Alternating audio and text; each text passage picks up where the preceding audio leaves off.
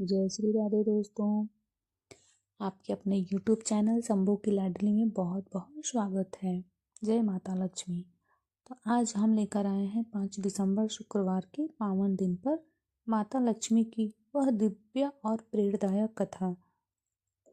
जो भी भक्त इस कथा को श्रद्धा से सुनता है उसके घर में धन धान्य की कभी कमी नहीं रहती है और जीवन में सौभाग्य बढ़ता है। तो चलिए भक्तों, कथा को स्टार्ट करते हैं।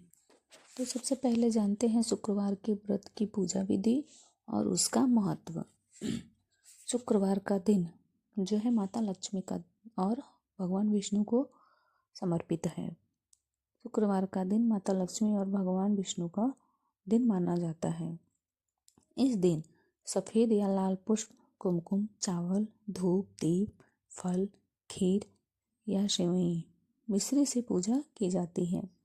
सुबह स्नान करके घर में स्वच्छता रखनी चाहिए क्योंकि माता लक्ष्मी वहीं निवास करती हैं जहाँ साफ सफाई, शांति और सच्चा भाव होता है। शाम के समय दीपक जलाकर ओम श्री महालक्ष्म्याय नमः मंत्र का 108 बार जाप करना चाहिए। कथा सुनने के बाद आरती करें और प्रसाद बांटें। तो चलिए कथा शुरू करते हैं। बहुत समय पहले एक नगर में धनराज नाम का एक बहुत ही प्रसिद्ध सेठ रहता था। उसके पास धन दौलत की कोई कमी नहीं थी। मकान बहुत बड़े बड़े थे, गोदाम भी भरे हुए थे, लेकिन मन में कंजूसी और अहंकार बहुत ही था। सेठ धन तो कमाता था पर दान पुण्य में कभी रुचि नहीं रखता था। गरीबों को दरवाजे से लौटा देता था, दान पुण्य नहीं करता था। सेठ के घर में उसकी बहू सावित्री रहती थी, जो सरल, दयालु और भगवान में प्रगाढ़ आस्था रखने वाली थी। सावित्री हर शुक्रवार को माता लक्ष्मी का व्रत और पूजा करती, गरीबों को भोजन भी कराती, घर को साफ सुथरा रखती, दिया जलाती और माता रानी का भजन भी गाती थी। एक दिन शुक्रवार को सावित्री ने पूजन के बाद बाहर बैठे एक भूखे वृद्ध को देखा। वह घर से रोटी और थोड़ी खीर लेकर आई और प्रेम से उसे खिला दिया।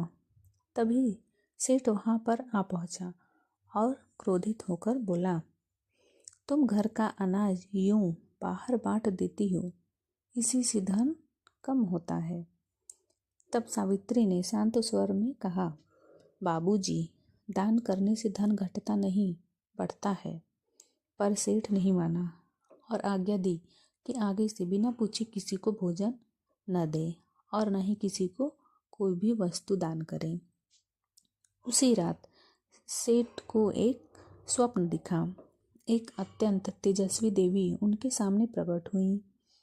देवी बोली, सेठ धनराज, इस घर में धन है पर दया नहीं है।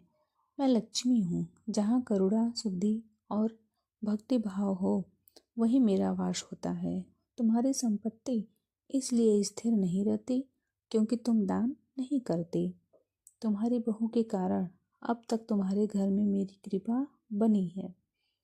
सेठ घबराकर हाथ जोड़ने लगा। देवी ने आगे कहा, यदि कल शुक्रवार को तुम गरीबों को भोजन कराओगे और मन से व्रत करोगे तो मैं अस्थायी रूप से तुम्हारे घर में ही रहूंगी, अन्यथा चली जाऊंगी। स्वप्न टूट गया। सुबह सेठ का मन बदल गया। उसने बहू से क्षमा मांगी और बोला, सावित्री, आज मैं स्वयं व्रत करूंगा और गरीबों को भोजन भी कराऊंगा।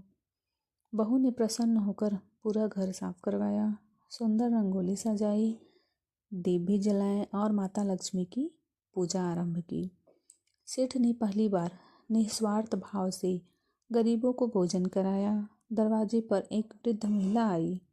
सेठ ने विनम्रता से भोजन और वस्त्र अर्पित किया। वह मुस्कुराई और अचानक देवी लक्ष्मी के रूप में प्रकट होकर आशीर्वाद देकर अंतर ध्यान हो गई। उस दिन से सेठ के घर में सुख, संपत्ति, शांति और प्रेम की वर्षा होने लगी। दान पुण्य उसका नित्य का नियम बन गया और नगर में उसका सम्मान भी बढ़ गया।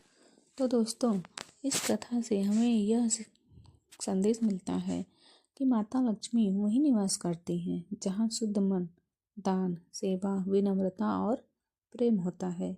धन का घमंड नहीं, सदुपयोग और सद्भाव ही सच्चा सौभाग्य है। इसलिए हमें घमंड बिल्कुल नहीं करना चाहिए। तो भक्तों, यदि कथा अच्छी लगी हो तो वीडियो को लाइक करें, शेयर करें और माता का नाम कमेंट में लिखें। जय लक्ष्मी माँ। माता आपकी झोली सुख समृद्धि से भर दें। फिर मिलेंगे अगली कथा के साथ। नमस्कार।